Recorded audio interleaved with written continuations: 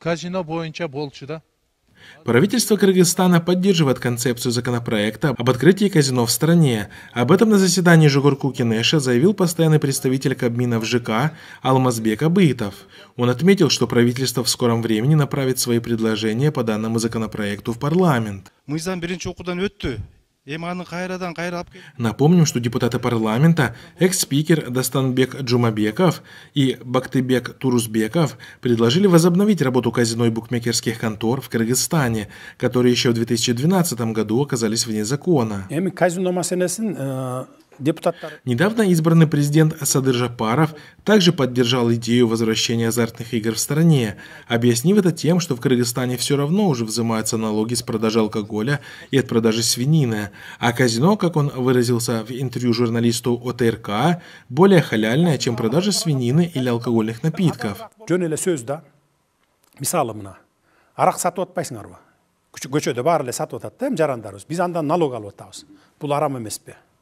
Аксиздерден налог алып атабыз. Чочколордун этин саткандардан налог алып атабыз. Бу да арам эмеспи?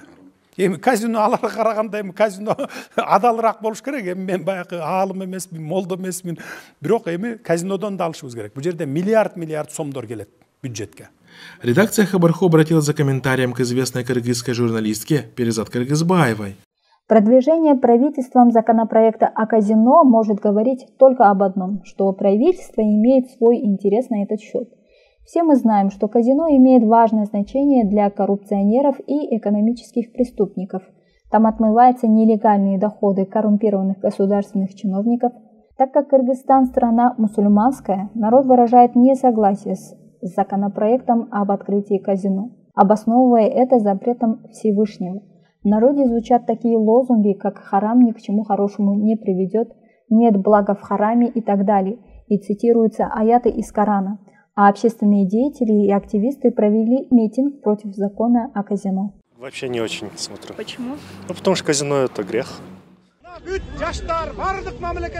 Наблюдатели отмечают, что многие происламские силы в Кыргызстане питали большие надежды относительно Садыра Жапарова и даже принимали активное участие в агитационной работе на прошедших президентских выборах.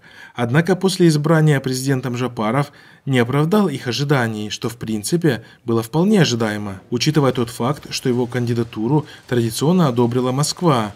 Это означает его полную лояльность российской колонизационной политике в отношении Кыргызстана. Россия у нас союзнический партнер, главный стратегический партнер. Мы с ними союзники. Мы жили при Союзе 70 лет вместе, при СССР. После развала Советского Союза в течение 30 лет мы являемся с ними стратегическим партнером, главным союзником.